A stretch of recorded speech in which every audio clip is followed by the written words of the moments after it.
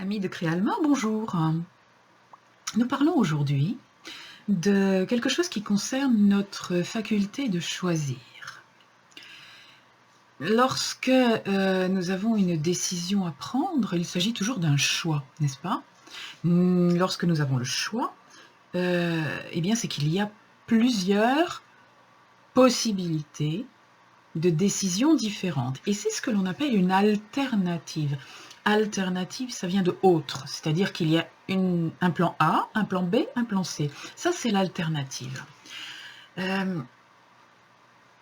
parmi ces alternatives, nous allons choisir de façon à trouver celle qui va nous satisfaire. Quelquefois, il y a plusieurs alternatives satisfaisantes et nous allons pouvoir choisir celle qui va nous satisfaire le mieux. Quelquefois aussi, parmi toutes les alternatives qui nous sont offertes, qu'il y en ait deux ou plus, eh bien aucune ne nous satisfait. Mais nous nous trouvons dans une situation où nous devons choisir. Nous sommes sans alternative, là pour le coup, nous n'avons pas la possibilité de ne pas choisir. Donc nous allons devoir choisir entre quelque chose qui ne nous satisfait pas et quelque chose qui ne nous satisfait pas non plus. Et là, pour le coup, c'est ce que l'on appelle le dilemme. Parce que le dilemme, c'est en fait l'obligation de choisir entre deux choses insatisfaisantes. Et le choix, la capacité de choix de l'être humain, qui repose, rappelons-le, sur son libre arbitre. Le vrai choix repose sur le libre arbitre de l'être humain, sur la consultation par la pensée de son intuition, qui va lui dire, eh bien ça, c'est bon pour toi. Ou ça n'est pas bon pour toi. Ça, c'est le libre arbitre, ça, c'est le juste choix.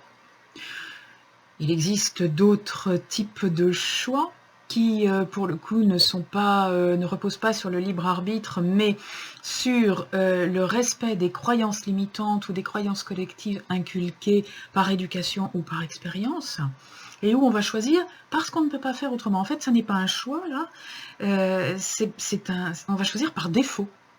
C'est-à-dire, on va choisir, on peut de toute façon pas faire ce qu'on veut, mais on va choisir en fonction de ce qu'on nous a dit qu'il était bien de faire. Donc ce sera quand même un choix.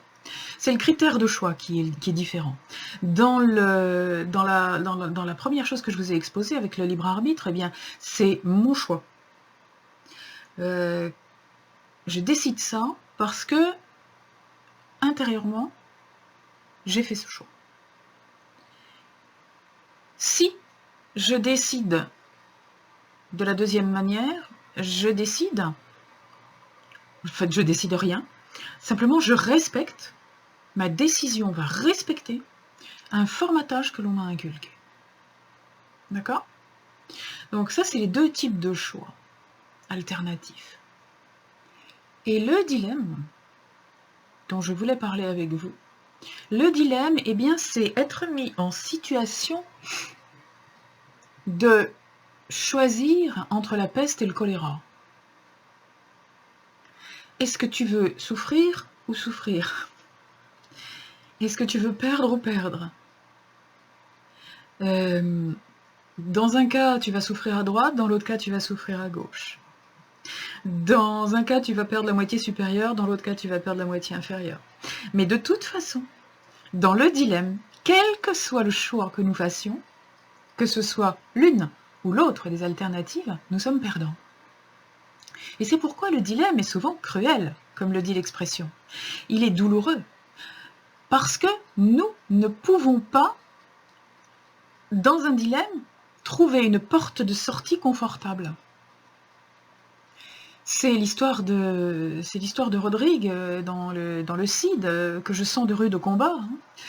Eh bien oui, parce que le choix de Rodrigue, c'était soit de sacrifier sa fiancée, la personne qu'il aimait, soit de sacrifier son père. Et quelque part, le dilemme, c'est toujours ça. On doit toujours sacrifier quelque chose. on ne peut pas résoudre un dilemme, faire un choix dans un dilemme et être particulièrement confortable en disant « Ah ben, ouf, je me sens bien, j'ai bien choisi. » Oui, non, on n'a pas bien choisi. Dans un dilemme, on ne choisit pas bien, on choisit le moins mal possible. Voilà. Alors ça, c'était ce que je voulais vous dire. Donc, il y a un certain nombre de situations où, à l'issue d'un dilemme, on a fait un choix.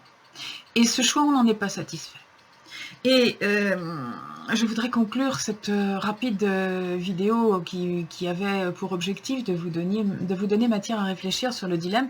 Vous ne serez pas satisfait, mais c'est normal puisqu'il n'y a pas de moyen d'être satisfait dans un dilemme, mais qu'on doit quand même en sortir. Ce qui est encore plus douloureux, c'est quand vous avez fait un choix dans un dilemme en sachant que ce choix n'est pas satisfaisant pour vous et que vous êtes assailli de reproches par votre entourage qui vous reproche de ne pas avoir fait l'autre choix, qui de toute façon n'aurait pas été satisfaisant pour vous non plus. Et sur le plan individuel, c'est douloureux. Tu aurais dû ceci, tu aurais dû cela. Et sur le plan collectif, c'est douloureux aussi. C'est douloureux, ça amène à des affrontements, ça amène quelquefois dans certains pays à des guerres civiles. Le fait d'avoir choisi à la hâte la solution la moins douloureuse peut-être, ça amène quelquefois les gens à se battre les uns contre les autres. Et je voudrais conclure là-dessus. Il y a de nombreuses situations dans la vie de la collectivité où nous sommes amenés à prendre, à faire des choix qui sont des dilemmes. Déjà, très souvent quand on vote, dans la plupart des élections. Et quand on fait ces choix, que l'on soit du côté des gouvernants ou du côté des gouvernés, il y a toujours des choix à faire. Un gouvernement va faire des choix. Quelquefois, ce seront des dilemmes.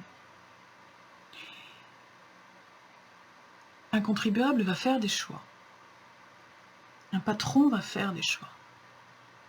Un père de famille va faire des choix. Quelquefois, souvent, ce seront des dilemmes. Acheter à manger ou partir en vacances, c'est un dilemme. Parce que quand on achète à manger, on regrette de ne pas être parti en vacances. Mais quand on part en vacances, on regrette de ne plus avoir de quoi acheter à manger. Ça, c'est un vrai dilemme. Néanmoins, tous ces crève-cœurs, nous en vivons au quotidien. Et je vous invite à les accepter. À accepter le fait que on ne peut pas toujours se faire plaisir. On ne peut pas toujours obtenir satisfaction. Il y a même de très nombreux moments dans la vie où on ne se fait pas plaisir et où on n'est pas satisfait. Mais hélas, c'est la vie. C'est la vie que l'on attire, vous le savez. Sur le plan individuel, bien sûr, mais aussi sur le plan collectif. Parce que, et je conclurai là-dessus, une collectivité, tout comme un individu, attire à elle des événements que d'une certaine manière elle a provoqués par son attitude. Je ne souhaite pas faire polémique en disant cela, je souhaite simplement élargir la conscience au fait que la loi de l'attraction, la fameuse loi de l'attraction, j'émets quelque chose sur une certaine longueur d'onde, et du coup je me connecte à toutes les réponses qui sont sur cette longueur d'onde ou proches, eh bien ça c'est vrai pour moi, c'est vrai pour vous, c'est vrai pour nous, individuellement et collectivement. C'est peut-être difficile à entendre, c'est sûrement difficile à entendre.